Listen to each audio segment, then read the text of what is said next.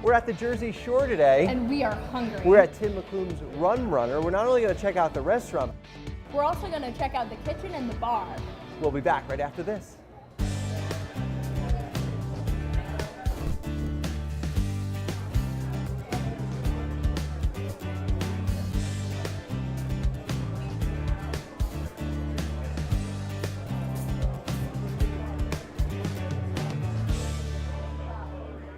The Rum Runner has been rebuilt. And it's taller and better than ever.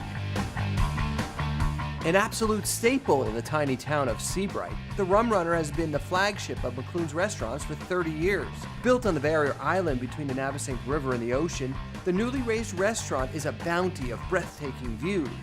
Head inside for a spacious interior, modern decor, indoor and outdoor seating, and mouth-watering food. This home away from home has truly captured the heart of the Jersey Shore with all it has to offer. Owner and local celebrity Tim McClune knows a thing or two about restaurants, and the new Rum Runner delivers one of the finest examples of the quintessential Jersey experience. We knew that people liked the Rummer because it was, I guess in a word, cozy. And it was friendly and welcoming, and we wanted to make sure that in doing a brand new modern building that we didn't lose that. The decor is just beautiful here. Did you design any of this? Well, I would have to say no. I did have a design consultant and our architects and my wife Beth, and we kind of did this thing together. I mean, we had 5 feet of water during Sandy, so we had to start from scratch, and we figured we'd go up 7 or 8 feet, something like that. We ended up going up 14 feet. It took 3.5 years, but here we are. To get into this newly raised restaurant, guests enter a stone-walled foyer and climb this beautiful grand wooden staircase up to the dining room. Or simply take a ride, of course. When they get to the top, they're immediately greeted by that unbelievable view. I mean, the star of the show is the water view, and if everything felt really kind of earthy and real to people rather than some sort of plastic environment, that they would really enjoy it here. Because we're counting on the fact that people will come here year-round, that we're not a summer tourist destination.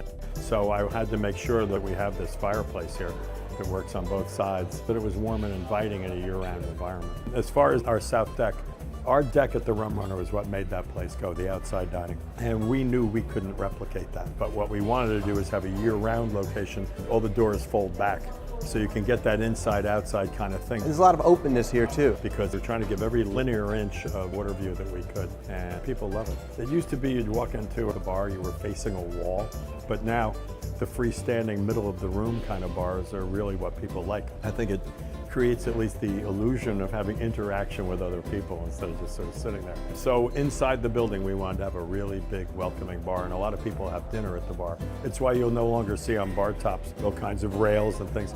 People took that away because it was too hard to eat their food. Here's the truth of it. We can have a really beautiful building with a wonderful water view and somebody playing the piano right behind me here. And if the food isn't good, all is lost. It doesn't matter if you do all those things. If the food doesn't work, forget it. Now, how is this restaurant different than the others that you have? Well, one of the things we've done, we design a menu that we think matches the location.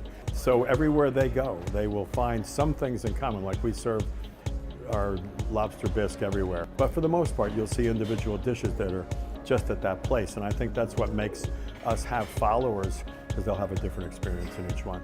Mike Dolan was our chef in Robinson's in Red Bank. And we felt real good about what happened at Robinson's, so we asked him if he would come here. Is it true you're not allowed in the kitchen? Oh, well, they tolerate me if I walk through the kitchen, but I get the look. I'm a piano player, Gary. In an effort to keep Tim out of the kitchen, we sent Jen in to speak to Chef Dominic, who was showing us one of Rum Runner's signature crab entrees. All right, so Dominic, what are you going to make for us? I'm going to be making our crab cake entree. Awesome. All right, let's get started. Well, we start with a hot pan, a little bit of oil, 2 crab cakes. And do you guys make the crab cakes here? Yes, we make the crab cakes daily with fresh crab meat from Maryland. Nice. So we just sear off the crab cakes. And while we're doing that, we get another pan, green beans, sauteed with shallot, garlic, thyme, and a little bit of butter. We get our produce from Rooney, which is a local produce company here in Seabright. Okay. While that's going on, flip the crab cakes. And get finished up in the salamander. It's essentially a broiler. So how long have you been cooking for? Just about 10 years. Okay, cool. So, and have you always been in the area? I'm from Sayreville. Being down the shore is a very recent thing for me. The opportunity came for me to move here. Luckily got the job. All right, so the green beans are ready. Just a few more minutes for the crab cake. All right, awesome. So we got some mashed potatoes on there. 1 scoop of mashed potato, our green beans, crab cakes, and it gets finished with our roasted red pepper aioli. Ooh, nice. So this is our crab cake entree. It's 2 crab cakes made with jumbo lump crab meat from Maryland, sauteed green beans, and mashed potatoes. And I can't wait to chow this down. Oh wow, that's really good. I mean, I'll eat as much as you need me to. Amazing. Well, the crab is amazing, the potatoes are great, the green beans on point, excellent. Of course, Jen's dinner wouldn't be complete without a drink to go along with it. All right, I'm here with Dan. Hey, Dan. How are you, Genevieve? I'm doing great. He's gonna be making me a rum runner, right? Absolutely. The rum runner is our traditional drink here. It's wonderful. It's like basically a rum punch Okay. with a lot of rum in it, and Tim loves it. It's his favorite drink. So you ready? I think so. Let's see what I could do. All right. All right, so this is our traditional jar, and then we're gonna pour our light rum, our dark rum, the banana liqueur, which is Tim's favorite, blackberry brandy, and our juices, pineapple and OJ. We're gonna shake it nice and cold. That's the most important part about this drink. Lastly, we're gonna add a little bit of grenadine. Let me know what you think. All right. Wow, this is really good. It tastes like candy in a drink, frankly, which is amazing. That's what we like to hear. While Jen sips on that cold glass of paradise, Tim takes us upstairs to the second floor dining and party room where, you guessed it, the view is even better. How many people does this room hold? Somewhere between 70 and 80. We made this really into a mezzanine, but it's kind of cool, I think, and that makes for an openness of the whole building. I'd have to say, I'm not sure there are any better views in America than the one we have right here. We're up 30 feet. And we also have a great view of the ocean from up here, which was something we didn't consider at all in our planning. It wasn't like, boy, if we go up high, we can see the ocean here. It was more like we built it, we got up here, and we said, wow, you can see the ocean. What a pleasant surprise. It's primarily intended as a private party kind of room. But once we've been open for X number of months, we'll serve a la carte dining up here as well. You know, on a Friday or Saturday night, we can certainly do that. Live music has been part of what we do forever. I have a lot of musician friends, and I love it when we can hire them and have them play here. It's part of the joyful experience, I think, that restaurants do. We try to do things that you can't do at home. We're going to give you a better meal most times than you can get. And the way we decorate it, if there are candles on the table and lights in the trees, and if there's a live musician entertaining you, there's not a lot of that going on in your house. You're going to be hard-pressed to find someone who's not very pleasant helping you from the moment you walk in the door. And I think that's a big, big part of this. So how can people find more about your restaurant? Well, the simplest way now in the world we live in is just by going to mccloons.com, and they have to realize I don't have a second C in my name. I wish my father had just put that second C in there, but it's mcloones.com.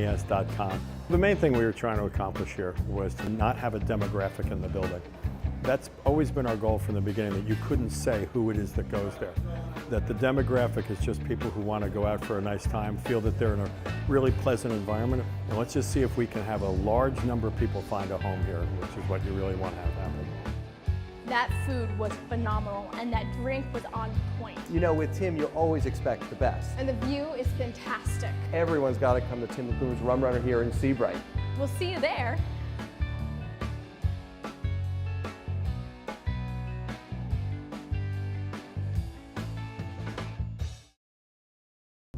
If you've driven on Route 10 in Morris Plains recently, you may have asked yourself, is that a cow drinking wine? Well, you'd be right, because this thirsty bovine is the mascot for Zinburger, Burger and Wine Bar, one of the freshest and hottest restaurants in Morris County.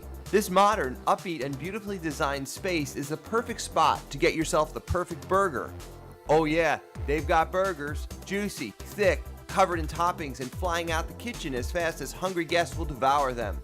Paired with a hand-picked wine, a local craft beer, or one of their absolutely amazing milkshakes, a Zinburger is truly one of the best around. We're here to talk to David, Zinburger's corporate chef, to find out what's going on at this incredible burger and wine bar. So David, tell me about Zinburger. Well, Gary, Zinburger is a boutique burger and wine bar. This is our 11th location, our 4th one in New Jersey. We're a local company. Our office is right down the road in Livingston, New Jersey. We feature fresh, ground in-house hamburgers, great wines, craft beers, We're very, very thrilled about Zinburger, and we intend on opening a bunch of these. Now, what makes Zinburger unique? The freshness of the product, scratch kitchens. We're not a chain. There's nothing prefabricated. Virtually everything is made in-house. It's like a new American steakhouse. Now, this location in Morris Plains attracts from many towns.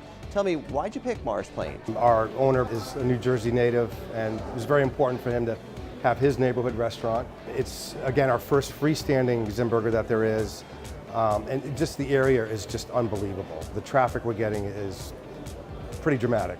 You mentioned your forte is having fresh meat and foods. Tell me, how do you work that into your menu? So depending on the location, all of our vegetables, produce, everything is as local as possible depending on the time of year. Our beef, we pull from various parts of the country, but again, it's within a 10-day period of time from that cow being processed to getting to us. The clientele changes depending on the time of day. We're surrounded by local businesses, which are a bulk of our lunch crowd. They are great family restaurants. We have a children's menu. Atmosphere is everything in a restaurant. So, we use natural California woods. We go for a vibrant feel and look to the restaurants. There's a lot of cool aspects to the dining room itself. You see our chalkboards where we feature shakes of the month, burgers of the week, wines of the week, our local beers. We have 16 taps, local craft breweries as much as possible. Little neat aspects to the dining room itself. Next, Gary, I'd like to take you to our wine tasting room, which is a unique feature. This is the only Zinburger that has a wine tasting room currently, and we're going to taste some wine. I can smell the wine room from here. Tell me about this. Well, one of my favorite rooms in all of Zinburger world. This is our wine tasting room. At this Zinburger, we also have a premium wine list that we want to utilize in accordance with our food. And it has to be a perfect marriage. It's about the flavor profile and the quality. Great, so what do you have for us today? Today, we're going to sample from our premium list. One of the magical things for me at Zinburger is you can buy a $20 bottle of wine, which is a great wine, or this one I think is $250. This is a Cabernet. I decanted this earlier for us. A lot of great complexities here, very well crafted. Just a little, I'm working. Absolutely. Hey, all right. Don't drink yet. Okay. How do you choose the wines? The complexities of the flavor. Is it a light-bodied, medium-bodied, heavy-bodied wine? Am I pairing it with ahi tuna, a Kobe burger? There's so many factors involved. We can do group wine tastings. We've done some corporate events in here, which will segue into our private dining room, another unique feature to this Zinburger. They can taste wine, then sit down for a full meal. Our co-CEO and president wanted a Napa Valley tasting room, and this is pretty much exactly that. It's temperature controlled, so we can store great wines in here. There's, I think, 12 cases of wine in this room right now. It won't last long. Cheers. Cheers, Gary. There you go. Very good. Thank you. Very good. I thought we'd go to the test kitchen. Very, very excited. That's where I'm doing the menu development. Tell me what the day in the life is of a corporate chef. It's pretty exciting. It's nonstop. If I'm not here in the test kitchen working on new foods, I'm traveling to all the Zinburgers that we have, just working on making us better and better. Kind of a cool place to have an office, I'm sure. This is the best office in the world. This is it. So I see you have windows here. Do you get a lot of visitors here when you're cooking stuff? Yes, we put the windows in by design. So when I'm here working on food, our guests who are in the dining room right behind us, they will actually poke their heads in. They're curious, and I invite them in, and they actually taste whatever I'm working on. In fact, we'll get ideas directly from our guests, and we'll incorporate them and develop items just for them. You have some zucchini here that look like French fries. Tell me about that. So talk about local products. Zucchini comes in fresh every day of the week. Hand cut it, bread it with a little Parmesan cheese and panko. Lightly fry them. Our house-made ranch dressing, they're just to die for. This is our ahi tuna salad. This is sushi grade. Fresh Napa cabbage, baby field greens, and very light Asian vinaigrette. These are my absolute favorite sides there are. These are our truffle fries. Hand-cut potatoes, and we have a truffle aioli that we make with that, and again, a little Parmesan cheese. The entire Zinburger menu is delicious, but the beef is the main attraction. We said before, they've got the burgers, and the test kitchen produces a whole host of combinations. So many, in fact, that they feature a different and innovative creation every week to keep their hungry patrons coming back to see what's new. David, you prepared a few burgers, the meat of your restaurant. Tell me about this one that we have here. This is our namesake. This is the Zinburger. full-bodied, nutty manchego cheese, Zinfandel reduction onions, incorporate Zinfandel wine, again, wine burger bar, shredded lettuce, mayonnaise, and our very, very fresh potato bun. This is the godfather of our burgers. This is our Kobe burger, American-style Kobe meat. Again, still ground, fresh in-house every day. Sauteed wild mushrooms, Vermont cheddar cheese, a little bit of mayonnaise, and shredded lettuce. This one is our Blanco burger. We have fresh-made guacamole, pico de gallo, fresh made every day, and whenever possible, New Jersey tomatoes, and pepper jack cheese. This one is our El Diablo burger, so certified Angus beef. Chipotle mayonnaise, pepper jack cheese, braised onions, and we oven roast fresh jalapeno peppers. Brings out the full flavor and sweetens them up a little bit. And what do we have here? If you're a vegetarian, come join us anyhow. This is our house-made veggie burger. We've got 22 ingredients in the veggie burger itself. We use a smoked mozzarella cheese, fresh tomatoes, fresh avocado, and again, these are fresh-made veggie burgers in-house every day. Of course, these burgers can stand on their own, but why not pair each with their shakes of the month? They're some of the sweetest around. The cookies and cream shake, a little bit of whole milk, vanilla ice cream, Oreo cookies. This is our Butterfinger shake. So we have chocolate, caramel, peanuts, and our shake of the month, red velvet cake, cream cheese, strawberries, cake in it, personal favorite of mine.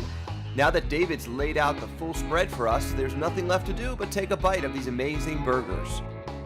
Well, maybe more than one bite. Wow, this is good.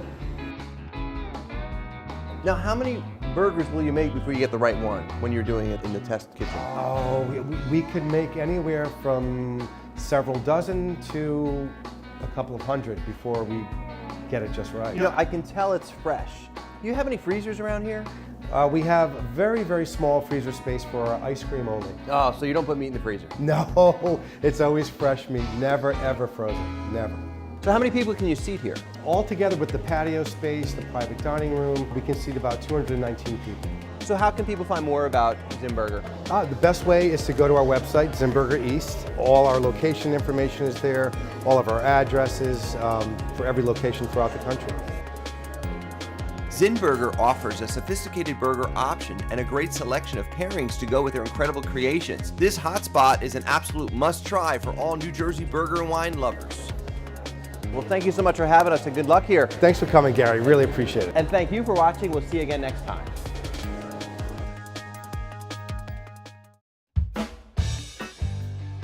Welcome back to Hotspots. We're in the city of New Brunswick today, right outside Rutgers University, to check out Harvest Moon Brewery and Cafe. This American-style brew pub sits on George Street and is a favorite spot for the many people living, working, and learning in the area. Although located in a college town, Harvest Moon is known for both craft beers and delicious paired entrees of the highest quality. This inviting establishment has a lot more to offer than one might think at first glance. But everyone who steps inside is in for a unique Jersey experience. Well, we've been in business here on George Street in New Brunswick for about 20 years now. We opened in March of 1996.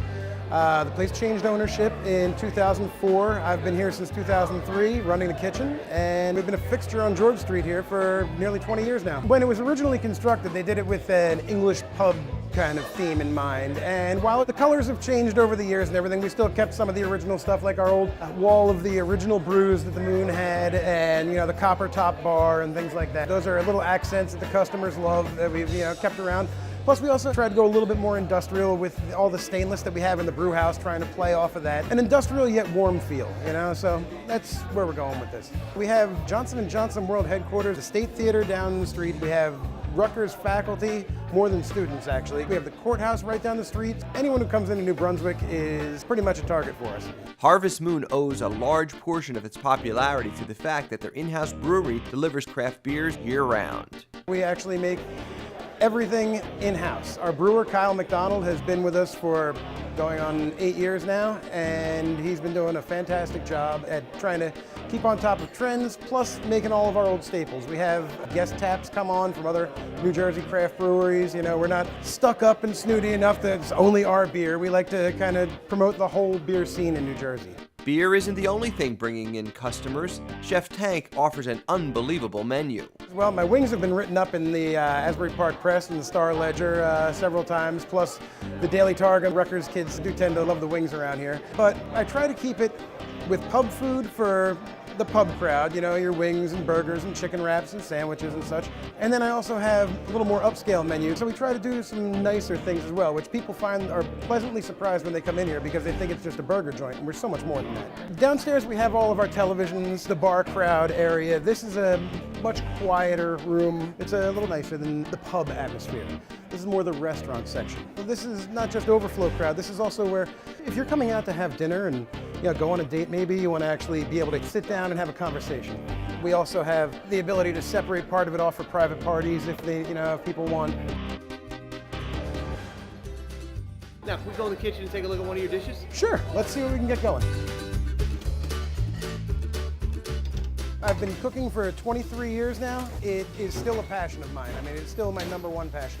I still work on the line here. I'm not just a handsome guy in a pretty coat. No, I actually do all of this. I love coming in here every day doing what I do. One of our more popular dishes is our blue cheese crusted pork ribeye. Now this is an awesome center cut pork ribeye steak. Grill off to temperature, whatever you want. I typically recommend medium. Believe it or not, for pork, yes, medium keeps it nice and juicy. We take a little gorgonzola cheese right on top of the pork there, and then we put it in the oven to melt a little bit.